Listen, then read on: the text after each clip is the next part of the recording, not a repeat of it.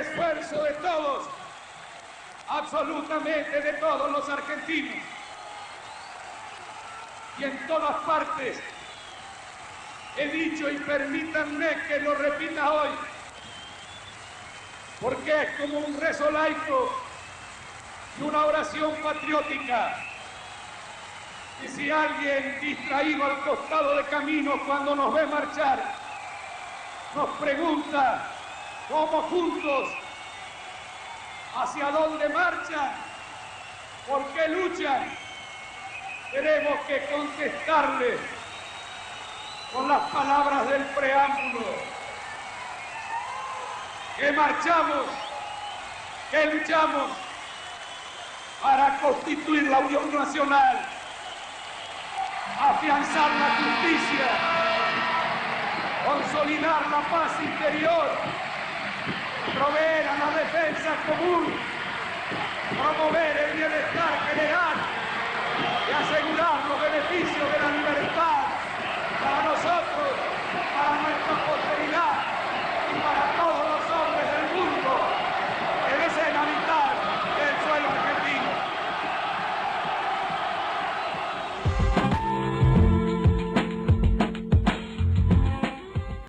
Gracias por compartir en este minuto previo este discurso fundacional que marca la génesis de estos 30 años de democracia en que los argentinos todavía estamos intentando aprender a vivir en sociedad, en el ejercicio del respeto mutuo por el pensamiento ajeno. Es una tarea difícil. Las democracias modernas no son tan jóvenes como las nuestras. Fanny, en este espacio que hemos llamado Política, Producción y Trabajo y que hemos abierto como un espacio de información y reflexión, quizá este discurso al que yo asistí allí en el Obelisco, en la avenida 9 de Julio, en 1983, en el cierre de la campaña de Alfonsín, este discurso tal vez también para vos te suene con la misma intensidad. En realidad me provoca casi la misma emoción volver a recordarlo, porque digo, 30 veces probablemente haya escuchado en estos últimos años este discurso, pero no sé por qué hay años y años en los que las palabras de Alfonsín suenan como más fuertes, como para darnos a nosotros el sentido que tenía el recuperar la democracia, pero también saber que a veces la democracia hay que cuidarla desde muchos lugares, y por eso me parece una reflexión importante hacer en fechas como estas. Marcaba Alfonsín la raíz más antigua de nuestra democracia, que es el preámbulo, que es probablemente el preámbulo que nos determina tener la constitución más abierta quizá del mundo, generosa, abierta a todos los hombres de buena voluntad. Pero también nos está marcando el sentido de la fraternidad en el que debemos convivir en democracia. Y creo que este es más difícil. Es un buen momento para dedicarle a este concepto esta edición de Política, Producción y Trabajo.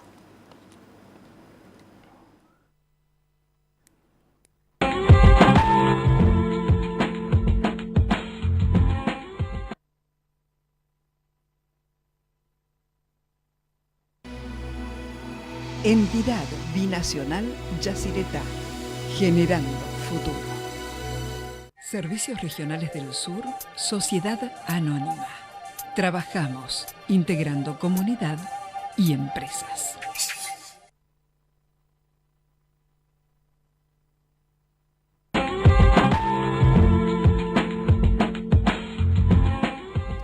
Y como hablamos de democracia, también hablamos de nuestra memoria profesional y de nuestra memoria como sociedad. Y nada mejor que traer a dos excelentes periodistas que son testigos de la democracia desde sus inicios. Daniel Santoro, gracias por estar aquí en Política, Producción y Trabajo. Luisa Balmaya, gracias por estar aquí en Política, Producción y Trabajo. Esta es su casa. Bueno, gracias a los dos por la invitación. ¿Qué te rememora estas palabras que escuchábamos recién de Alfonsín? Bueno, siempre es muy emocionante. Yo creo que Alfonsín es uno de los grandes políticos de la Argentina. Pero además, bueno, esas palabras fueron pronunciadas en un momento muy especial, veníamos de la noche más negra de la dictadura militar, así que había una enorme esperanza, una enorme fuerza popular que estaba añorando, porque ya había conciencia de lo que había pasado, estaba añorando, bueno, la libertad. Y para mí, en lo particular, yo estaba acreditada en Casa de Gobierno, atravesé casi toda la dictadura, acreditada en ese momento por Radio Rivadavia en Casa de Gobierno, así que saber que desembarcaba un presidente constitucional allí con todo lo que eso implicaba, bueno, era una enorme alegría y además una enorme responsabilidad, porque había que cuidar esa democracia incipiente que nacía. Así que la verdad es que es un momento emocionante pensar que han pasado 30 años, el periodo más largo, digo, no hay memoria en la Argentina, no hubo un periodo tan largo como estos 30 años que estamos celebrando hoy y que hay mucho para celebrar, me parece. Daniel Santoro, tu experiencia en agencias de noticias, en diarios, en distintos medios, también te marca una lectura muy privilegiada, sobre todo por tu lectura particular de la realidad. ¿Cuál es el concepto que te deja esta democracia, estos últimos 30 años o estos primeros 30 años de democracia ininterrumpida para siempre? Primero, bueno, la explosión de democracia que vivimos allá en el año 83, porque tenemos que recordar la que vivíamos antes, ¿no? Vivíamos los jóvenes en aquella época, todos teníamos que ir a documento, llevar el documento encima porque había controles policiales, controles militares, donde yo soy de Berazategui, después trabajaba en el diario Sol de Quilmes y constantemente el tema de los desaparecidos. Yo tengo 3 compañeros desaparecidos, mi casa fue requisada por los militares. Hay que recordar eso para poner en el balance a la hora de los problemas que seguimos teniendo hoy, pero sin lugar a dudas el balance es tremendamente positivo, todo eso que vivimos en ese momento y con mucha alegría, compartido, cosas que se ha perdido ahora, esa mística que había, ese fervor que se veía. Después la sorpresa de esas elecciones, la asunción en ese día, más tarde de Alfonsín, porque todos pensábamos que iba a ganar Luder, aunque ya había esas manifestaciones que veíamos recién en las fotos, las 9 de julio, yo nunca vi más en mi vida concentraciones tan grandes. Se estimó que la del Bicentenario, quizá. La del Bicentenario, pero bueno, por eso era algo más que una concentración convocada por un partido político, ¿no? Se estimó entre 800.000 y 1 millón de personas. Yo estaba cubriendo para la agencia de NEA y era desde prácticamente el edificio donde está la imagen de Evita hasta Constitución, era una masa de gente cubriendo la arteria principal y las colaterales.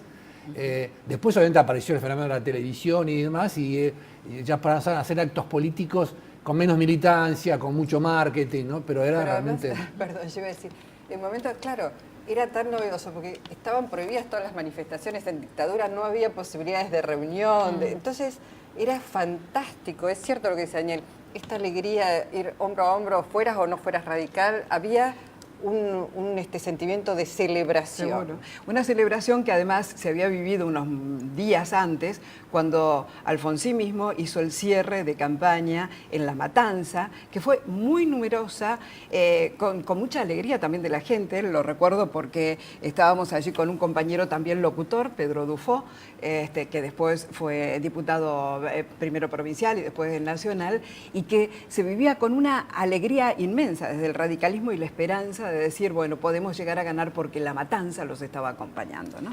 También se dio en aquel tiempo un ejercicio previo al inicio de la democracia que fue la reconstitución de las estructuras partidarias.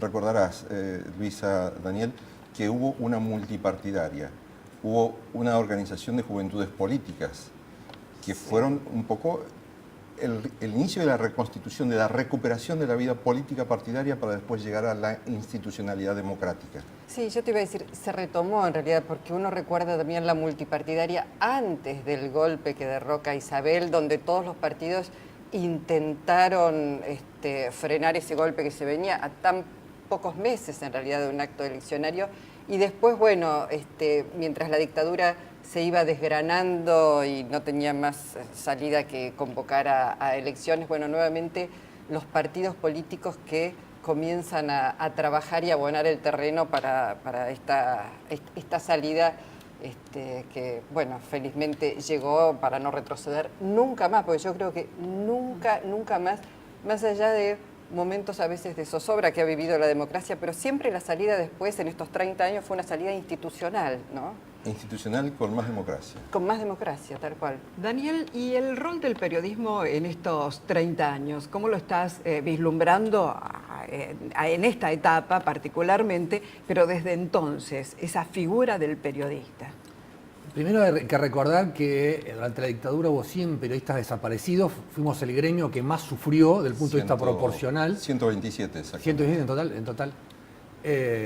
Y eso fue un golpe que creó censura, autocensura, exiliados. Yo creo que el periodismo se fue reconstituyendo a lo largo de todos estos años de democracia, aprendiendo cuál es el rol del periodismo, de informar, formar, entretener y ser el perro guardián de la democracia, en la medida de ser el contralor del poder, de los abusos del poder. Pero desde el 2008 hasta ahora, esta guerra, entre comillas, del gobierno contra el Grupo Clarín ha deteriorado la calidad del periodismo en la Argentina, y yo creo que eso es una de las brechas, uno de los golpes culturales que va a dejar el kirchnerismo a partir del 2015. Y hay que trabajar en recrear la credibilidad del periodismo y recrear los métodos profesionales de trabajo más allá de las presiones del gobierno, de los intereses económicos de las empresas privadas. ¿Tu opinión? Sí, yo creo que han sido 30 años de ejercicio de la profesión sumamente interesantes. Creo que este es uno de los mejores momentos, que por lo menos así lo vivo yo, es mi opinión, en donde los periodistas creo que tenemos que darnos un debate muy profundo. Los periodistas no somos los medios de comunicación, los periodistas somos profesionales que trabajamos en los medios de comunicación. Y somos ciudadanos también. Somos ciudadanos también. Y presiones existen y han existido toda la vida, a lo largo de todos los gobiernos. Todos los gobiernos han tratado de incidir. Esto no significa que no hayamos podido trabajar en libertad, porque por eso somos independientes y en todo caso podemos contrarrestar esas presiones. Y también las presiones vienen de otros sectores, vienen de otras corporaciones, vienen de los poderes económicos, los poderes fácticos. Yo digo, cuando ponemos en el balance el momento por el que atravesamos con presiones, yo digo, todos, un juez sufre presiones, un médico sufre presiones, todo el mundo está sometido a un juego. Y creo que, bueno, está en los periodistas poder marcar esa distancia y seguir trabajando. Yo me permito discrepar con mi amiga Luisa Balmaya, pero yo investigué el caso del tráfico de armas a Corea, Croacia y otros casos de corrupción en el gobierno de Menem. Tuve ataques personales, pero nunca se metieron con mi familia y nunca esta campaña sistemática para destruir nuestra credibilidad. Los periodistas que trabajamos en el Grupo Clarín, que es un grupo que tiene su posición editorial y sus editoriales, a mí me han puesto carteles anónimos con mi cara en los afiches en todas las esquinas de Buenos Aires, me han atacado personalmente de ser espía ruso, me han hecho cosas que nunca las viví en democracia. ¿Cómo no que sos?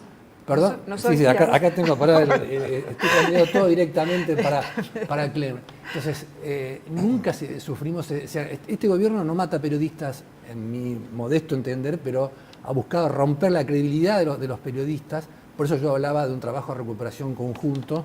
No estoy diciendo que el que esté trabajando en una empresa o en otra sea mejor o peor, pero sí que hay que decir, bueno, las reglas de trabajo profesional son estas, la defensa del periodista en una redacción, porque lo que hay que hacer es blindar al periodista que trabaja en una redacción de un medio privado, de un medio del Estado, un medio cooperativo, ¿no? Para que el ciudadano tenga la mejor calidad de la información, es porque él decida a quién vota, qué opinión tiene, qué medio compra, qué medio, qué canal ve. O sea, recuperar la objetividad también, ¿no? En muchos sentidos que últimamente se ha perdido. La objetividad también parece a veces una utopía dentro de nuestra profesión, ¿no? Porque es más bien el ideal al que deberíamos llegar, pero sí, que no siempre se logra porque sencillamente no somos ciudadanos expuestos a los vaivenes de la vida cotidiana de cualquier argentino más. Sí, yo creo que no existe. En realidad siempre se ha enseñado que el periodismo es objetivo. Obviamente, la narración de los hechos, y los hechos tienen que ser contados porque los hechos forman parte de la realidad. Ahora, lo que vos elegís también para... El periodismo es objetivo, vos tenés una historia detrás, tenés una formación, Y uno a veces también elige qué contar y cómo contarlo. Bueno, y eso forma parte de la subjetividad. Lo que yo creo es que los hechos deben ser transmitidos y en todo caso después aclarar y especificar muy bien qué es opinión. Pero aquí también es valioso pensar otro aspecto, que tal vez más sutil, porque, por ejemplo, la tarea periodística de Daniel Santoro, al margen de los medios en los que trabaja, con sus tareas de investigación, lo muestran verdaderamente como un periodista contundente, que muestra hechos y que no necesita adjetivos a veces. Y creo que ese es un gran mérito del periodista. De allí en más, tenemos que visualizar nosotros cómo trasladamos ese ideal de periodismo al ejercicio cotidiano de nuestra actividad en cualquier medio donde estemos. Sí, sí, claramente. Bueno, Daniel además es un periodista de investigación y ha sacado a la luz hechos muy resonantes. Así que y yo creo que puede seguir trabajando, de hecho lo hace y tiene respaldo de su medio para hacerlo. Y de sus colegas también. Sí, pero digamos, yo por qué hablo de un retroceso. Un presidente como Néstor Kirchner que no dio conferencias de prensa. La conferencia de prensa, vos te acordarás, es un instrumento para que el ciudadano tenga a través de los periodistas, tenga en forma clara el mensaje político del presidente de turno. Una presidenta que dio solamente 2 o 3 conferencias, que no hay una ley de acceso a la información pública. Todo eso conspira contra nuestras ganas de ser profesionales y honestos. Yo coincido con vos en que no existe la objetividad. Pero son métodos de trabajo profesionales honestos porque no recibimos plata de ningún lado, solamente vivimos nuestro trabajo, ¿no? Es que la honestidad intelectual es un dato clave del ejercicio del periodismo en este tiempo y creo que tenemos que potenciarlo, sobre todo para poder continuar conviviendo dentro de estas normas éticas que muchos periodistas compartimos y que queremos reflejar hacia la sociedad. No, sin lugar a dudas, pero yo digo, no me quedo en una conferencia de prensa, porque en todo caso yo digo, puede ser cuestionable o no, a mí me encantaría preguntarle a la presidenta todo lo que se me ocurre preguntarle ahora. Son metodologías que utiliza este gobierno. Estilos de comunicación distintos. Estilos de comunicación, lo cual, porque en realidad Cristina sale, o lo hacía antes de su operación, salía casi todos los días a informar y hablar de lo que le interesaba hablar y vos decís, bueno, no le podíamos preguntar. Pero eso es un acto político, no es una conferencia de prensa. Pero también no está es una marcando, conferencia de prensa, pero digo, son estilos de comunicación. También está marcando otro escenario, otro ejercicio de la comunicación. Cuando hay un ejercicio de comunicación directa, a veces el periodista pierde un rol preponderante en la transmisión de los hechos hacia la comunidad. Pero eso no impide que vos no hables, ni investigues, ni trabajes sobre es parte los de lo hechos que que tenemos quieras. que discutir, Claro, son metodologías de trabajo que utiliza este gobierno, pero yo no me atrevería a decir en este periodo que no hay libertad de prensa, porque la verdad es que si uno toma... libertad de prensa. Bueno. Yo digo nada más que en las democracias modernas está institucionalizado que desde el presidente a todos los ministros dan conferencias de prensa. Vos vas al Departamento de Estado en Washington y hay una conferencia de prensa todos los días. Y además el periodista decano de la sala de periodistas dice cuándo termina la conferencia de prensa. No es el funcionario que dice 5 minutos o 5 preguntas, ¿no? Entonces eso tiene que ver con la comunicación política, cuando hay preguntas, cuando uno puede, al poder hacerle una pregunta, yo creo que tiene más calidad. Le favorece al político y nos favorece a nosotros. Yo no vivo de las conferencias de prensa, porque hago periodismo de investigación, pero la reivindico obviamente como un instrumento para comunicarse. Como lo último que quiero decir ahora sobre este tema. Capitanich, yo sufro cuando veo Capitanich ahora que hemos pasado de no tener conferencia de prensa, entonces tiene 10 micrófonos y tiene que... Entonces tenemos que aprender los periodistas. La comunicación política puede haber en ese contexto, ¿no? Bueno, hay libertad de prensa, no hay libertad de tiempo, así que les agradecemos mucho a Daniel y a Luisa por habernos acompañado. En un minutito nada más vamos a estar con militantes para hablar también de democracia.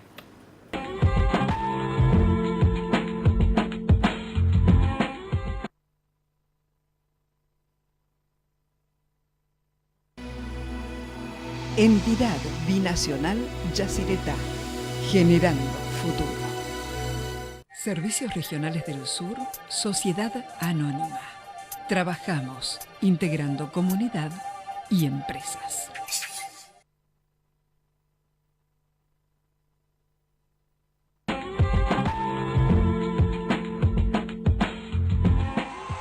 Que marchamos, que luchamos para constituir la Unión Nacional, afianzar la justicia, consolidar la paz interior, proveer a la defensa común, promover el bienestar general y asegurar los beneficios de la libertad, para nosotros, para nuestra posteridad y para todos los hombres del mundo que deseen habitar el suelo argentino.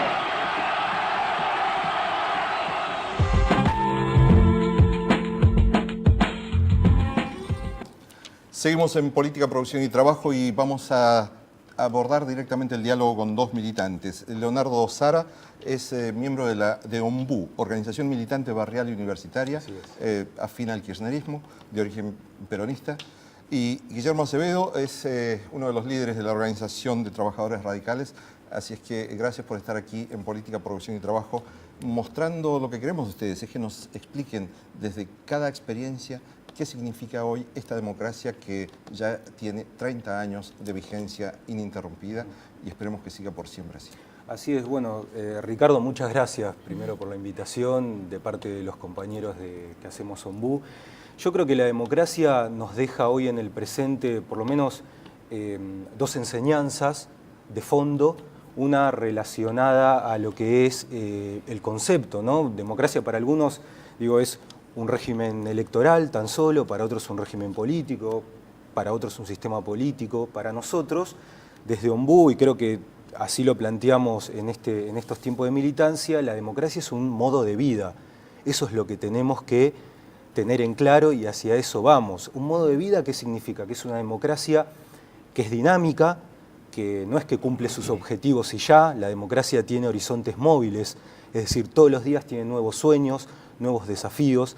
Creo que eso es lo que la hace perfecta, su propia imperfección de nunca estar conforme con lo que consigue. Es siempre ampliación de derechos, más igualdad, más inclusión, más justicia social, más desafíos. Bueno, este concepto que le surge, en este caso a Leonardo, un chico nacido en la época de la democracia, porque tiene un año menos que esta celebración que estamos nosotros realizando. Pero en este caso, a nuestro compañero que también es Guillermo Acevedo, en este caso era un adolescente cuando nacía la democracia. Y estas palabras de Alfonsín y este momento actual, ¿qué te hacen reflexionar? No, nosotros la democracia, a ver, primero la vivimos como defender toda una parte institucional de la política. Nosotros, a diferencia de otros partidos políticos, creemos en la institución política. Claramente somos desde el 83 a esta fecha, somos exactamente lo mismo, no hemos ido variando en ningún tipo de identificación. Fueron haciendo el caminito de todas maneras. Seguimos siendo lo mismo que fuimos en 1983, adecuándonos a las nuevas realidades sociales. Así que siguen siendo radicales desde el 83. Por supuesto. Alfonsín siempre fue radical. ¿Y cuál es la enseñanza de este proceso de maduración de la democracia en estos primeros 30 años? Yo creo que estamos con una gran deuda social. Creo que hablar de la democracia es un juego el cual muchos no lo han sabido aún interpretar.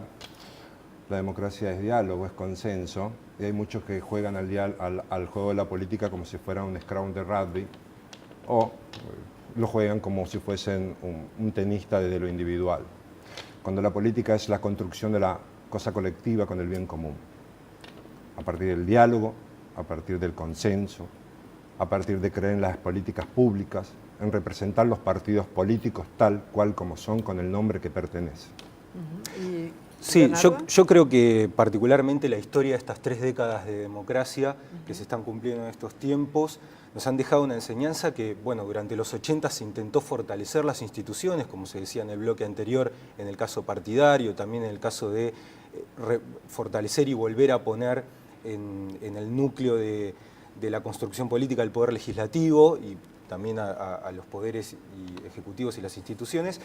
En los 90 se intentó, digamos, estabilizar la macroeconomía de una forma completamente fallida y no se atendió la cuestión social, cosa que ya no se venía atendiendo desde los 80, pero creo que en esta tercera década sí se tendió a legislar por la igualdad, de orientar la vocación política y la voluntad política para estabilizar esas deudas sociales que teníamos y para conseguir en definitiva más justicia social, ¿no? Pareciera que hemos logrado afianzar derechos, pero que todavía no hemos logrado acallar algunos bolsones de autoritarismo que cuestionan la democracia, inclusive con las armas en este tiempo.